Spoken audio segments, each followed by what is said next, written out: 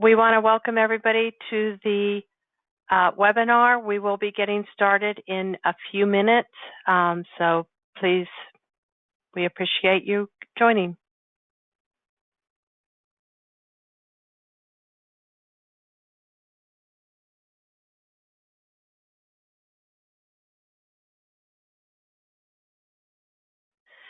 Thank you everyone for joining RadSite for our winter webinar series.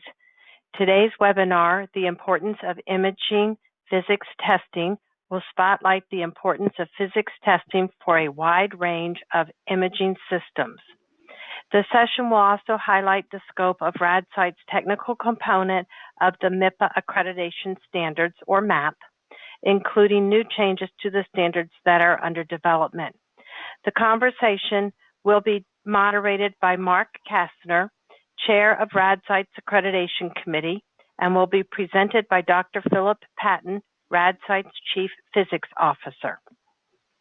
Before we begin, I would like to go over a few housekeeping rules. Today's presentation will be recorded for those who are unable to attend. Once this webinar begins, well, actually now, all attendee phones are muted. We want you to feel free to submit your comments and questions via the chat box on the lower side of the webinar portal. Now, let me introduce our moderator, Mr. Mark Casner. Mr. Casner has more than 30 years of senior leadership in healthcare, and most of that, at least half of it, is in the medical imaging field. He is currently the CEO of Providence Anesthesiologist Associates in Charlotte, North Carolina. Mr. Kastner serves as RadSite's Accreditation Committee Chair, and he previously served as RadSite's Treasurer. He has an undergraduate degree from the Miami University of Ohio. His master's degree is from the University of Maryland, and he earned his MBA from Marymount University. He is a fellow of the American College of Healthcare Executives. With that, Mark, I will hand the presentation over to you. Good afternoon, everybody. Thank you, Julie. It is my privilege to introduce Dr. Phil Patton. Dr. Patton has conducted research in a wide variety of medical imaging and cancer treatment projects. His early work involved modeling and exploring improved methods of imaging and treating cancer in the skeleton. His efforts were responsible for improvements in the Monte Carlo modeling code for radiation transport and measured doses to bone and bone marrow to validate the modeling effort. Dr. Patton also worked extensively to model and develop experimental measurements for doses received during high-energy X-ray interrogation of cargo containers for Homeland Security applications. He devised a unique combination of radiation measurements in air with human simulating phantoms embedded with PLDs. President and CEO of LBT Radiation Physics Consulting, Dr. Patton is a certified health physicist, a diplomat of the American Board of Radiology, a diplomat of the American Board of Science and Nuclear Medicine, and a licensed medical physicist. He was a professor of medical and health physics at UNLV from 2000 to 2011. His work has been published in such professional journals as Health Physics, Radiation Protection Dosimetry, the Journal of Nuclear Medicine, and Medical Physics. And without further ado, Dr. Patton, the floor is yours. Thank you, Mark. Good afternoon or morning, depending on where you're tuning in from. Today, I'm actually going to talk about the role of the physicist, in particular the role of the physicist when it comes to medical imaging equipment. So there's 5 primary roles of the medical physicist. The first and probably most important is radiation safety. And so the medical physicist will maintain the radiation safety program, will monitor the dose that a person will receive, and basically oversee the LR program in general. Not all facilities have a medical physicist do this job, depending on what size they are. But that's one of the main primary goals of the medical physicist responsibilities. They also deal with the planning and resource allocation. So what do I mean by that? Anytime a new device is being installed or removed, remodeled, that will produce any type of radiation hazard, the physicist takes an active role in designing the shielding to be installed, or what is needed to protect the general population and the workers of that facility. Additionally, if there's a new type of equipment coming in, or if the goal is to provide some new equipment for the facility, the physicist should have an active role in helping decide that. What's the facility's needs, what type of equipment best meets that. In particular, in the advanced modalities like CT and MRI, it becomes more important that the physicist is involved. Education programs is one of the third goals of the medical physicist, and that becomes more and more important as the facility becomes larger and larger. At a research hospital or a school, the educational programs definitely fall under the medical physicist. His job is to teach radiation safety courses for the employees, maybe for even students, and for residents who may be going through, the residency in radiology. Obviously, any problems that arise that deal with radiation safety or with imaging can fall under the physicist. For example, if there's an excessive dose procedure, CT for some reason results in a dose that's really high to a patient, this would fall under the physicist to evaluate the consequences to the patient, what caused the excessive dose, how to fix the issue, and how to verify this is not going to happen again. And if we're dealing with radioactive material, obviously the physicist has to address any problems that causes the facility to be outside of regulatory guidelines. Maybe there was a spill that wasn't properly handled, maybe there was a misadministration or something along that line. That falls under the physicist as well. And then the fifth topic I'm going to discuss, and the one that this talk is primarily focused on, is equipment testing, in particular imaging equipment testing. So that's kind of a broad term, and it means basically from everything from verifying the equipment meets the state and federal requirements, to working with radiologists and evaluating the quality of images, to optimizing imaging quality and patient dose, or anything that deals with basically producing good quality images at a low dose, if that's applicable for the facility. And additionally, CMS has a mandate that physicists are responsible for testing advanced imaging equipment for outpatient facilities, and obviously the physicist has that role. So when we talk about equipment testing, what does that really mean when we break it down? There's the acceptance testing, and so that basically is if a new piece of equipment comes in, the physicist will come in and inspect the piece of equipment, make sure that it meets the manufacturer's specifications.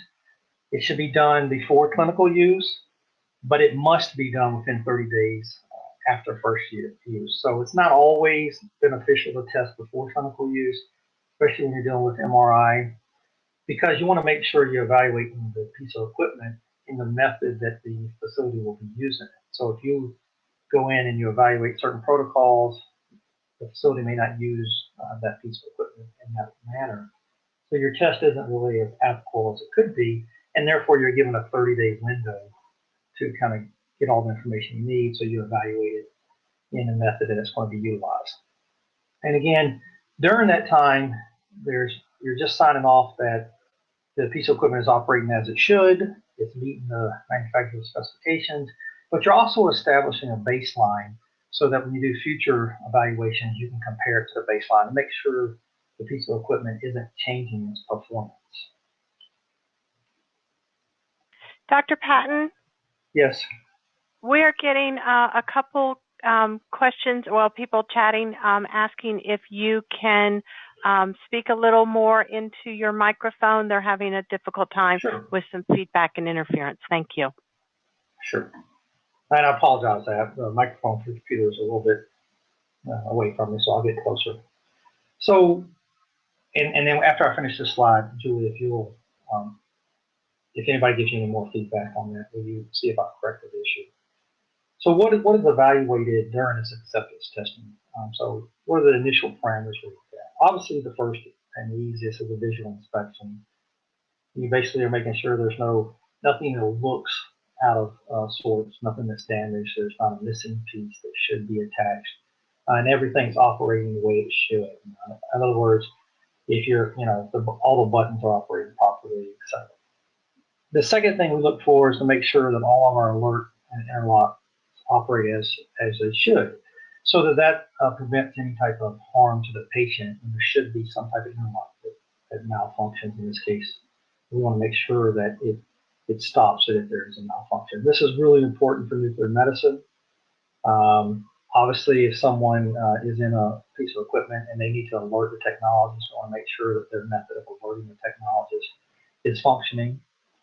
We look at the display on the monitors to make sure that the technologist is looking at good quality images so they can actually perform the procedure the way they should. CMS requires this inspection by a physicist as well.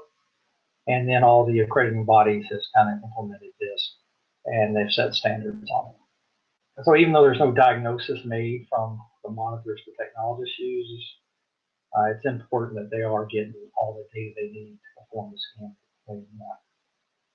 And then we look at the accuracy and reproducibility of the equipment output, and this goes into all types of items, parameters. Depends on what the piece of equipment is, but is the energy consistent? So if we have like an X-ray tube, is it producing the right energy photons? Is it within the specifications of the manufacturer or the state or the regulatory body, whatever the government is? Typically, that's a 5% or 10% window. Is the time that is depicted on the screen actually accurate? So you're measuring the time accuracy and reproducibility. The quality of the beam. So basically, is the beam monoenergetic, which they never are, but how hard is the beam, or is it a very polyenergetic beam? And then finally, linearity. As you change parameters, does the unit respond the way it should? Okay. Most of these that I just mentioned are targeted toward pieces of equipment that produce X-rays. So we have other parameters for non-X-ray producing equipment like MRI or nuclear medicine. But again, we're looking at accuracy and reproducibility of the output. We also evaluate what the appropriateness of the protocols that are set up. Again, as a medical physicist, we have some knowledge of the protocols, but we're not an expert in the fashion that that's the radiologist who kind of determines the protocols, but we can look at parameters of the protocols. Is the CT dose too high? So in other words, is the mass of the CT scanner such that the dose will be above what we think is acceptable? Is there an artifact resulting from the protocol? That kind of falls under MRI. Different things you do in MRI can produce different quality images. And is there an acceptable, artifact? Is the artifact unacceptable? How does it affect the image? And then finally, we obviously look at the quality of the images, and we have different ways of doing that. Typically, we use a family, and we look at different parameters. But the main ones are anything abnormal. Is the high resolution, spatial resolution present that we can see things, and then is the low contrast resolution such that we can see things and nothing's missed on those. Julie, did anybody comment if that's better or not? I'm sorry, someone did say they're still having trouble hearing you. Don't let your voice trail off at the end of sentences. Okay. So okay. All right. So not only do we have initial parameters that we evaluate, or initial testing, we have continual performance evaluation. So this is set up that there's a periodic evaluation of the unit to make sure that we are staying within the baseline, near the baseline that we set up. So typically, the period of this evaluation is governed by the regulatory bodies, whether it's annual, quarterly, semi-annual. It's typically governed by the regulatory requirements, and the physicist has a responsibility to make sure that you meet those. Again, after a repair of an advanced modality, the physicist should also come in and do an evaluation to make sure that the unit is now functioning the way it should. CT is an example after you replace an X-ray tube, which is very common repair. You should come in and make sure the quality of images are the way they should be. And then if there's any concern that comes up, in particular if there's a concern that deals with radiation, the physicist should come in and do an impromptu inspection. So if the technologist thinks something's going on that shouldn't be going on, that should be kind of pushed up the line, and the physicist should come in and take a look. Now, that's an easier thing to do if there's an in-house physicist, like a large facility. If it's an outpatient facility that doesn't have many independent facilities, then you're dealing with a contract physicist usually. And so that becomes a little bit more of a challenge, but it still should be scheduled and should be completed in a timely manner. And typically, 30 days, again, is that window that you want to have that completed in. So the first units we'll look at that a physicist is involved in are what we call, the radiation producing units, and we kind of lump those into two categories. We call them basically the low technology modalities and then the advanced modalities.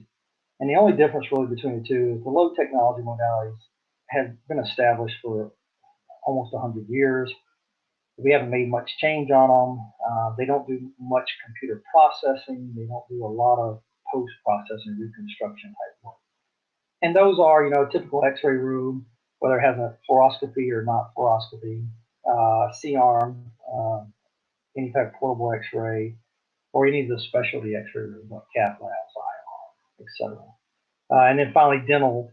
Dental kind of falls into that unit that oftentimes the physicist will not check because the regulatory agencies do not require it. But in my practice, I've seen dental units that have been way out of calibration, and it's hard for the dentist or who's evaluating that to actually see a change. But after several years, the change is evident if you go back and compare it to the baseline. So that's something to kind of consider. Our main focus and the folks at RadSite are the advanced modalities. Again, this is a CMS. They think that these modalities are so important that a physicist has to evaluate those. And they are CT, mammography, and stereotactic biopsies are the three radiation-producing units. We have obviously advanced modalities that are non-radiation-producing units, which I'll cover later. So in the low-tech requirements, what do we look for? Again, these are the ones I kind of mentioned. How stable is the unit? Is the unit going to fall apart?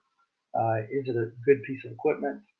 We also look at the quality of the beam, whether that's the half-value layer, which tells us does that meet minimum requirements, because if it doesn't meet minimum requirements, we're just adding dose to the patient without getting quality images.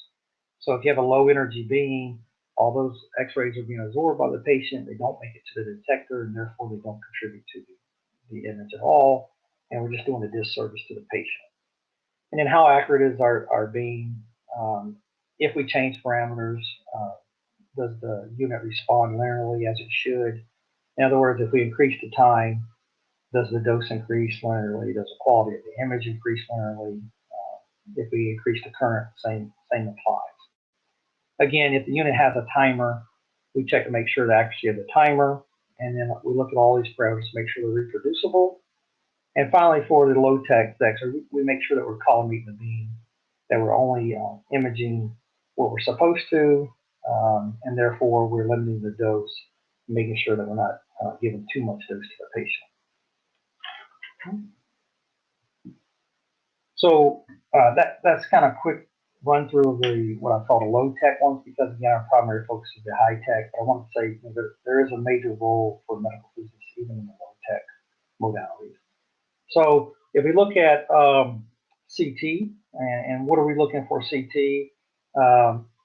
You may be aware that CT is probably the most regulated imaging modality now, primarily because in the US, we actually had over 80 million CTs per year administered, which is a huge population that we're irradiating.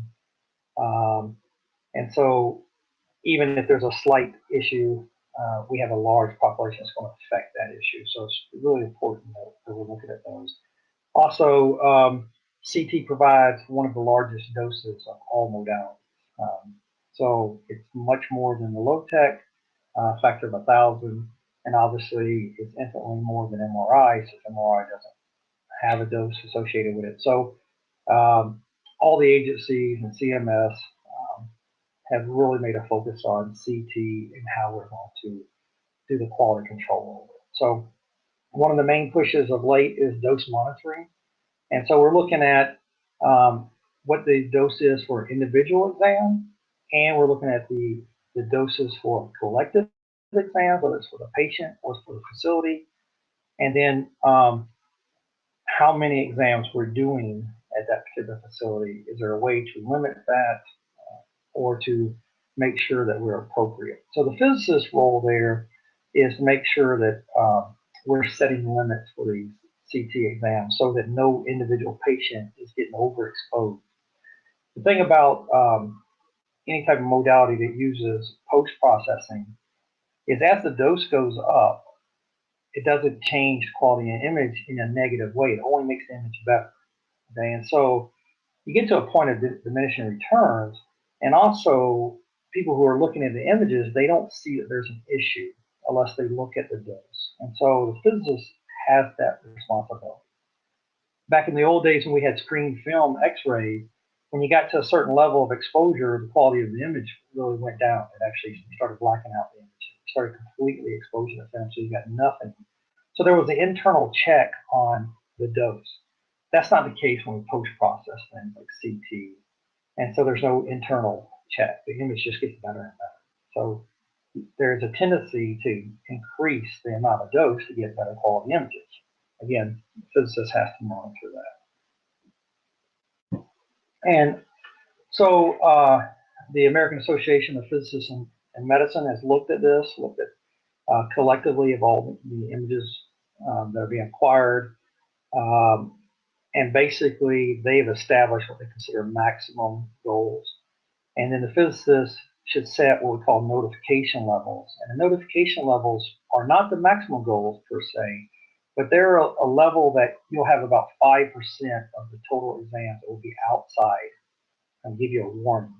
And you can look at those to see what's going on. Anything over 5%, you get to the 10% level, then you're having to investigate normal procedures too often. Anything less than that, you're not capturing ways to improve image quality. Now, that number is not necessarily set by the physicist. It's based on collective imaging throughout the country, and then it's mapped off of that. And so the AAPM's guidelines for the Ctdi volume, the adult head maximum is 80 milligray, the adult torso should be 30 milligray, peds head should be 40 milligray for if you're 2 years or less, and 50 milligray if you're 2 to 5. If you're over that, then you can kind of fall into the adult head. And the peds torso should be 10 milligray. And so these are kind of maximum values that we really shouldn't be exceeding unless it's something abnormal, really abnormal. So you can kind of look at where you stack up with those, and you try to get them down considerably lower, and you also set that frequency of notification so that you'll be at 5% over what your goal is. So anytime an exam triggers this notification, then the technologist can review it. If they can't explain what's going on, they can actually go to the physicist, and the physicist can look to see a reason for the high exposure. So, also, the physicist can then do a calculation of what the dose is to the patient, let the patient know if applicable, what the exposure is and what type of concern we have. And then again, regulatory agencies currently are pushing for you to track all dose to each patient for each exam, in theory, through their lifetime. That's not a simple task, and we are working on making it easier and easier, but we can track the dose for each exam. So. And then if we look at, instead of just the dose, what else is the physicist involved in these units that we consider radiation producing? Obviously, it's the quality of the images. And so there are technical differences between vendors that can affect the image quality. And so the physicist can come in and make sure that the parameters for that particular vendor is set so it's optimized, and therefore the images are optimized with a minimum dose. And so what are the things that influence these images? Obviously the X-ray tube, what type of collimators you're using, how they're collimated, the recon filters that are used, and how they're changed through different exams. And if you're using iterative reconstruction, or if you're using any type of dose reduction techniques, in particular the MAS modulation, is it appropriate for this particular type of exam? These are things that the physicist should have a role in. And we also look at, when we do our initial and our intermediate test after repair, we look at the image thickness accuracy. Are we producing the desired thickness of the image that we want? If not, it may be a little bit more difficult for radiologists to visualize objects they're wanting to look for. If the image slice thickness is too large, there's a partial volume effect. If it's too small, we may miss something because we're not getting enough photons into that area. And the key thing is to make sure that the image thickness is what the radiologist wants. And so, because he may not know that it's not behaving properly, because it doesn't show up on the image, just the quality of the image will go down. We look for to make sure that the table travel accuracy, so we make sure that we are imaging where we want to be imaging. Look at low contrast detectability, which again looks at how you can distinguish two very similar objects as far as how they behave with X-ray photons. And so it really kind of goes down to how well will the radiologist be able to see something that differs very slightly from the background. We look at the spatial resolution, which is again how small of an object we'll be able to see. And then for CT in particular, we look at the CT number accuracy. So what starts happening there is you start getting streak artifacts, you start getting induced artifacts for various reasons. If the CT number accuracy starts to drift, and really it's a check to make sure the units behave the way it should and within the vendor specific specifications. We look for uniformity. We want to make sure that if the slice should be uniform, that it is truly uniform, because as you start to see a uniformity change, then you may induce some pathology that's not really there. And then finally, artifact evaluation. We want to make sure that there's not an artifact present that could, when it's superimposed on a patient, it can look like some type of pathology. So all these checks are typically done on a phantom that's specifically made for these. There's several types out there, and they do a variety of tests, and they do them all different ways, but in general, they measure these parameters for CT. We also have an active role in MRI testing.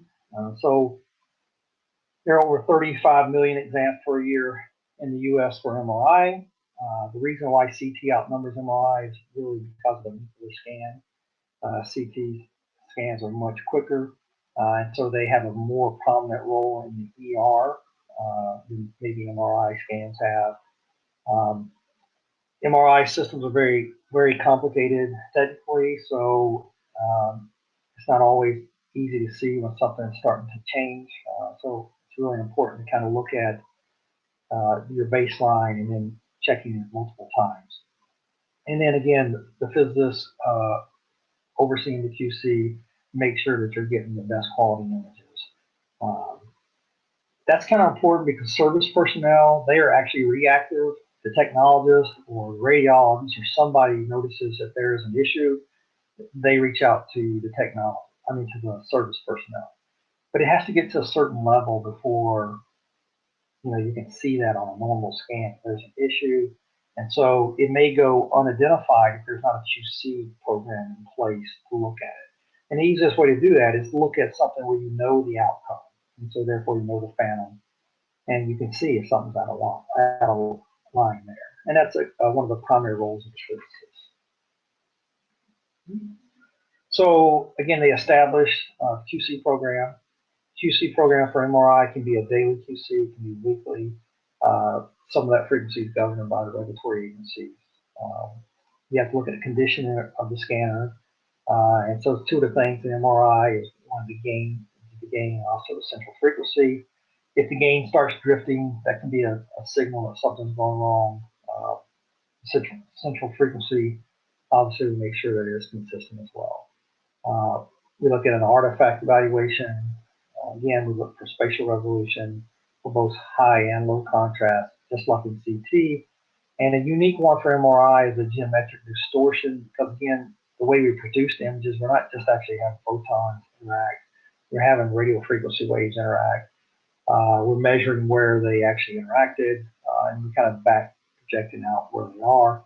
There's an ability to kind of distort the geometry. So not only should we have the weekly QC program in place, but again, the physicist should do an initial evaluation, should do an annual evaluation, and then after repair. And again, CMS requires the annual evaluation. And then, so what is looked at during these inspections, the initial, annual, and after repair? So we look, again, at physical inspection. We look for a ghosting, which a ghosting looks at, you have abnormal signal, typically through your redirection. We look to make sure that the field has its homogeneity is intact, and therefore it's kind of like looking at uniformity for CT. We test all the radio frequency coils that are clinically used to make sure that one of them is not malfunctioning. That's easy to go missing during the normal operation, because the daily or weekly QC is performed on the same coil each day or week. And so you may have a coil that's not operating properly, and it will go undetected until the physicist evaluates. Slice thickness accuracy, geometric accuracy, and like I said, spatial resolution high and low.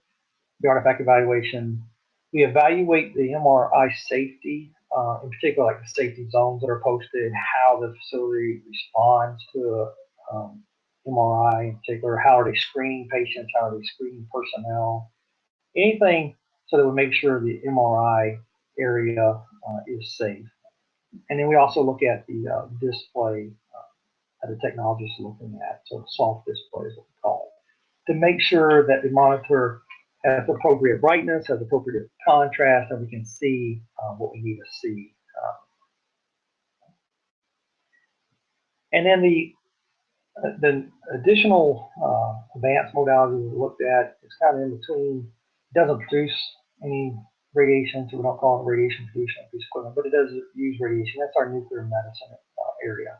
And nuclear medicine is broken down to both, true nuclear medicine, which we're looking at planar and SPECT imaging with nuclear medicine camera, gamma camera, or even PET. We're looking at positron emission tomography. So all that kind of lumps into what I call nuclear medicine equipment.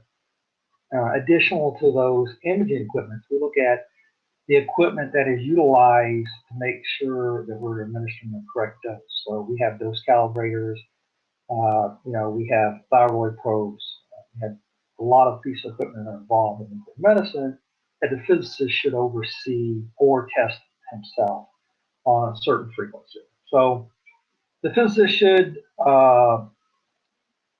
develop the specifications for the piece of equipment they're looking at. What should the spatial resolution be for this piece of equipment? What should the accuracy be for the dose calibrator, et cetera? A lot of those are governed, again, by a regulatory agency. In particular, if you're looking at a dose calibrator, the state's going to mandate QC. And the physicist should either perform that QC at that interval or should oversee and make sure it's being performed at that interval. The physicist should also oversee the RAM license if it's a facility that is large enough to have the service of the physicist for the RAM license. If it's a standalone cardiac facility, they probably will do most things in-house if they can. But if it's a cardiac group that has 12 centers, then it's best practice to have the medical physicist oversee those facilities to make sure they're behaving properly. And some states require inspection of the frequency by a physicist or equivalent of a physicist.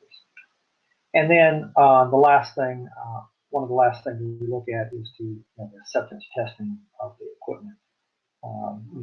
So we're frequently called commissioning of equipment. So, and and also the radioactive material equipment.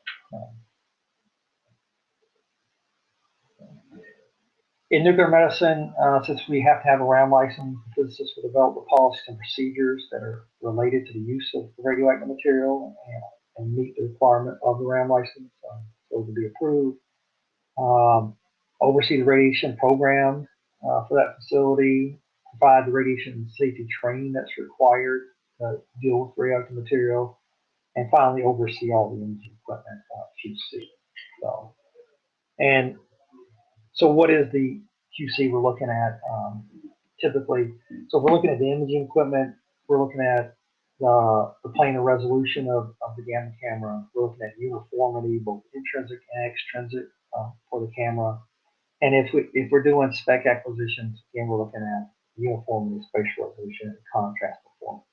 Now, the planar spatial resolution is performed typically by the technologist. The uniformity is performed by the technologist, and that's because of the frequency that's required. It makes no sense for a physicist to be tasked with coming in and doing a daily test when the technologist will be there. The spec evaluation is typically done only by the physicist on a predefined frequency and at least annually. Oftentimes it's quarterly, however.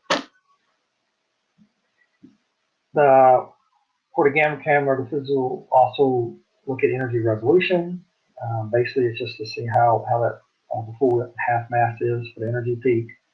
Look at camera sensitivity. So basically, how many counts is the camera getting for radiopharmaceutical for all the different collimators and for the actual detector head. The system alignment, make sure that the center of rotation is appropriate. Again, this is only for the spec. But make sure that you're not introducing a blurring of what you're looking at because you don't have a tight center of rotation. We evaluate the maximum count rate to see if we're getting to the point where the crystals are not functioning properly and therefore missing counts. And of course, like all other pieces of equipment, we do a physical inspection. For the PET QC, typically PET's used primarily for the detection of FDG uptake and therefore for the presence of increased metabolism. And so we're kind of basing it on that, our QC. So we're looking at how a known activity of PET will be visualized based on a background activity. And so most of the phantoms have what we call these hot vials where we put a large amount of activity, usually a 2.5 or a 4 to 1 ratio to the background. And we look to see how well the camera picks up that activity, how small of a vial it can see. And then we'll also look at to see if we're getting the right readings from it. So, we also, the goal there is to make sure that we're replicating the clinical environment. So that's why I say we're looking at if we're seeing a large amount of uptake. Okay? And we also evaluate the devices where it's displayed. Again, make sure that the technologist or whoever is looking at the monitor can see what they need to see. The easiest way to do that, obviously, is the light meter and looking at something like a sensing pattern. So what do we look at in the PET QC? Again, we look at the uptake, which is our SUV analysis. So we make sure that the activity in that area meets what we think it should. We look for spatial resolution. So we have rods and phantoms where there's no activity. We make sure that they are visualized against a background that has some very low level activity. We look for contrast to make sure that the hot files showed up and how small of a hot file actually was visible. And we also look at uniformity through the background to make sure that our minimal and maximal calculated SUVs are uniform. And so we're not getting too much of an odd reading. Now, if there's a center, like in nuclear medicine, if there's a center of rotation issue, you will start to see an artifact, like a ring artifact, come up. Here in PET, if we're not reading correctly, we'll start to see an issue with uniformity. So in conclusion, the physicist has a very large role when it comes to imaging. We develop and oversee the QC programs, make sure that they're appropriate for each modality. We make sure that they meet minimal standards And again, additionally, we make sure that we optimize so that we're meeting what the radiologist standards are. We inspect each type of modality on a regular basis, depending on typically the regulatory agency or the facility's requirement. So oftentimes that'll be quarterly, semi-annual, or yearly. And when we do that, we're looking for trends. Is something changing? Is the CT dose increasing? Is the CT dose decreasing? Is the quality of images where they should be? Things along that line. Also, we basically look over the LAR program for the facility to make sure the personnel who are being exposed, in particular employees in this case, are meeting the state requirements and their dose is as low as reasonably possible. We verify that the images are acceptable and are capturing everything that needs to be captured for radiologists. And we do that using phantom images. And in general, it's an active role between the technologists, the service personnel for that modality, and the radiologist. I didn't say radiologist. So kind of it's like a group effort to make sure the images are as good as can be and the dose is as low as can be. And I was tasked with having a talk at right around 45 minutes, so that'll leave time for questions. And if anybody has any questions, I think Julie suggested they were submitted through the chat, and I think if there are any, Mark will present them to me and I'll try to answer.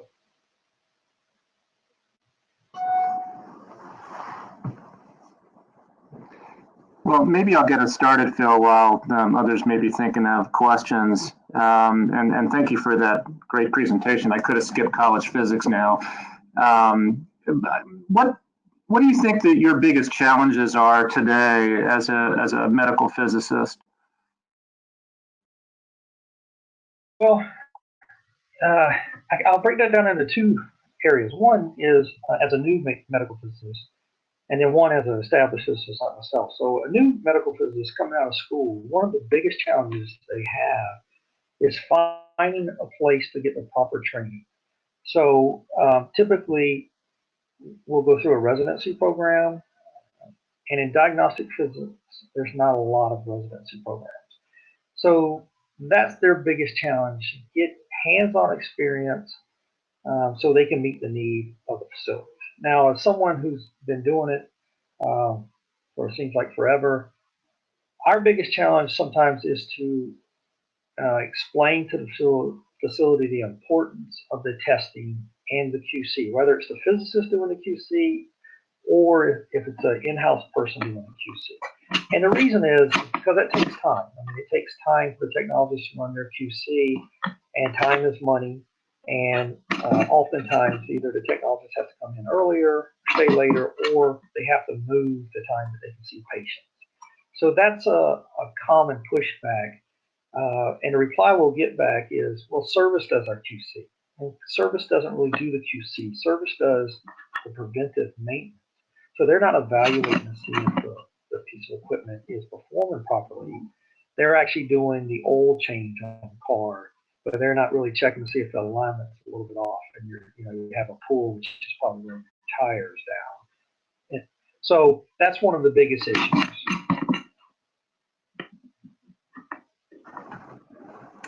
Okay, thank you. Anybody else have questions that they'd like to ask Dr. Patton?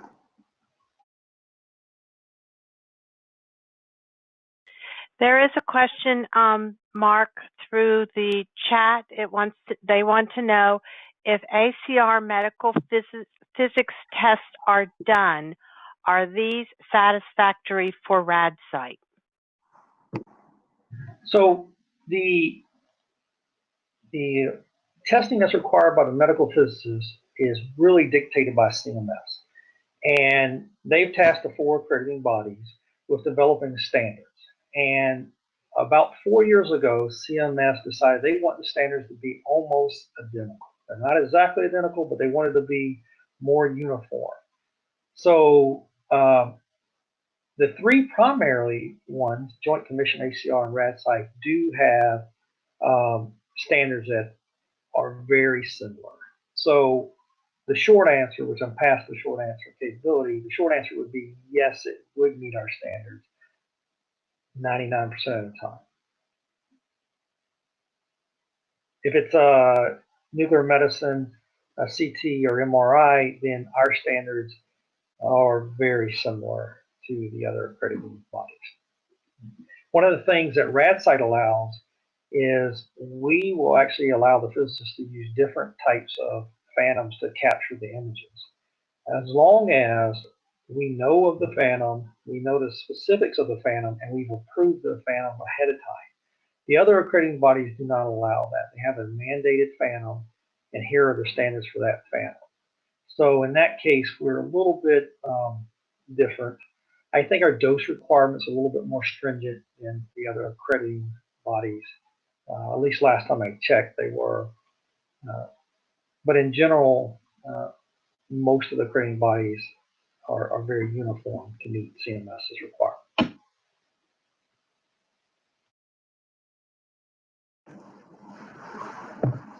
Great. Julie, any other questions on the chat? I don't see them on my screen. No, I don't have any additional questions.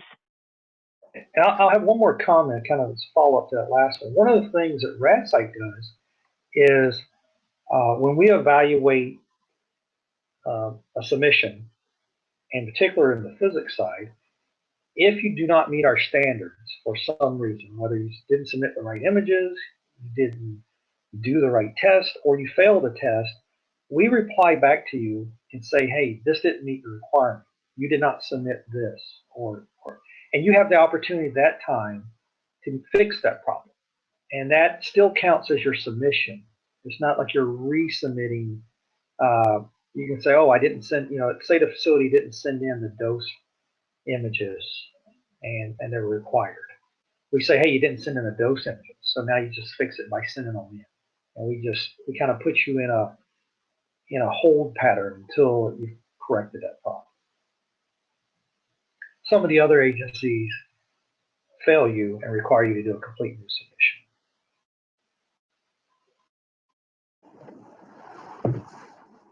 Okay. Well, Philip, I want to thank you so much for a very enlightening discussion. If there aren't any other questions, we'll turn it back over to you, Julie. I know you have some closing remarks as well. Sure. I just want to thank everyone for attending today's webinar, and we hope that this discussion provided you with an insight into the importance of image physics testing. We did record today's presentation, and the recording will be available on the website within the next 2 business days. We do invite you, Phil, if you can go to the next slide.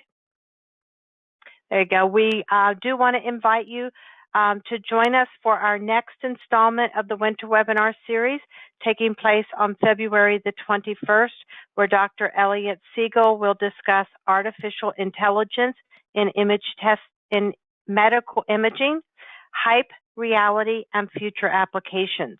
Registration is available through our website. And then finally, in case you missed it, last month we had our webinar on RadSite Accreditation Overview, and it is available as a recording on our website, radsitequality.com. And if you go there, you can visit the webinar page through the education section. Again, we want to thank everyone for attending today. If you do have additional questions, we ask you to submit it through info@radsitequality.com. And next slide, it'll just give you some information about RadSite and the phone number and the email address and the website. So with that, we will thank everyone again and wish you all a great rest of the day.